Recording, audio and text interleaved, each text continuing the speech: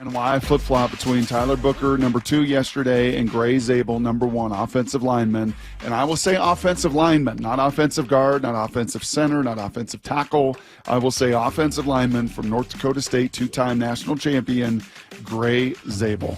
6'6", 312 pounds. You just listened to Joel, and he made a very good point about why these scouts, in the end, get enamored with a few things. When push comes to shove and they get in a corner, and as John was laying out yesterday, talking about all the work that gets done, and let's put that thing up there, and more often than not, at the end, it's the waterfront. I want waterfront. I want acreage. I want view. I want the stuff that other guys and other pieces of real estate don't have. I'll work with the rest of it. And Gray Zable's got a lot of that stuff. 6'6", 312. Now, he doesn't have really long arms. If he had 34-inch arms, he'd be a tackle. And he played left tackle. In fact, he started all 16 games last year at North Dakota State at left tackle. The year before, he started at, right tackle and left guard. The year before that, left guard and right tackle and jumbo tight end. He's played in 62 college games. 62, starting the last 38 all over that line of scrimmage, Salk. 6'6", 312, you'll find that. And you'll find 32-inch arms on 6'6", 312. You will. And you're going to make him a guard or center. You're just not going to put him out on the edge. What you don't find is a 37-inch vertical from a 6'6", 312-pound guy. You just don't.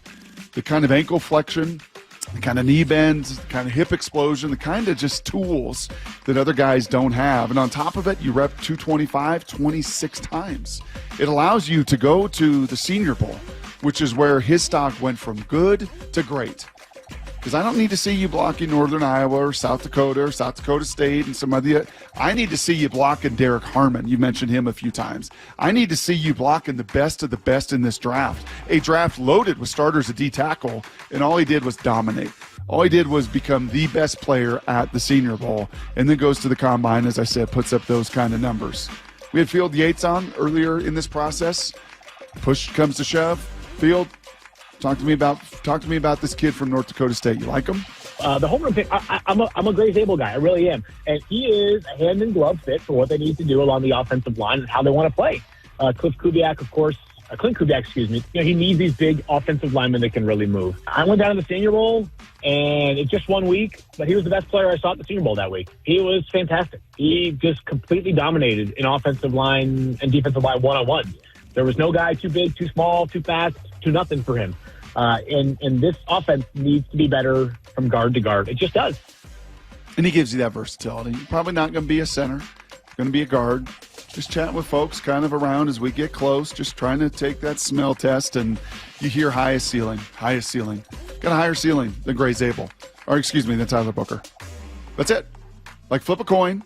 I think Tyler Booker is the alpha. I think he's a leader. I think he checks those boxes. I think everything in that intro is Tyler Booker. But when it comes to a Pro Bowl player, and we want Pro Bowlers, Salk, right? The last 24 draft picks have not been Pro Bowlers. We want Pro Bowlers. Gray Zable got a higher opportunity to be a Pro Bowler than a Tyler Booker does. And it's because of that movement. I mentioned to you yesterday, Tyler Booker's first 10 yards were a 1.96, a tenth of a second slower than any other lineman at the NFL Combine. Gray did not run the 40 at the Combine. Had he, that first 10 likely is in the 1.6s. Wow. To have a 37-inch vertical, that's the kind of difference of quickness you were talking about. Hand in glove is what Field said.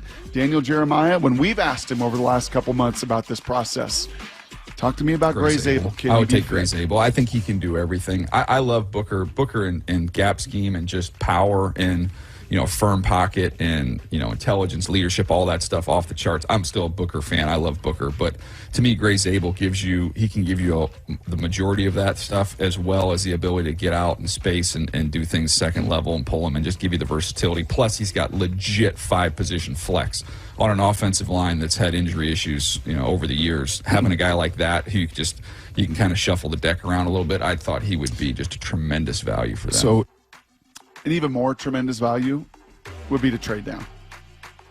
Yeah, that was going to be my question for him. If there's not a run on guards, right? Is he truly worth the number 18 pick? Probably not. Would he be worth the 23rd or 24th or 25th? Yes. But are you in a place, in the great words of Mike Salk, have you earned the right to take that risk? Well, there's got to because be if there's a run on guards, guards, if Booker is gone and some of these other cats that we've talked about, Kelvin Banks is gone, and these guys are gone. Are you willing to take that risk? Yeah, it depends kind of where you're at. That's the last draft profile from Brock. It's Gray Zable. Yeah, I think it depends what else has happened.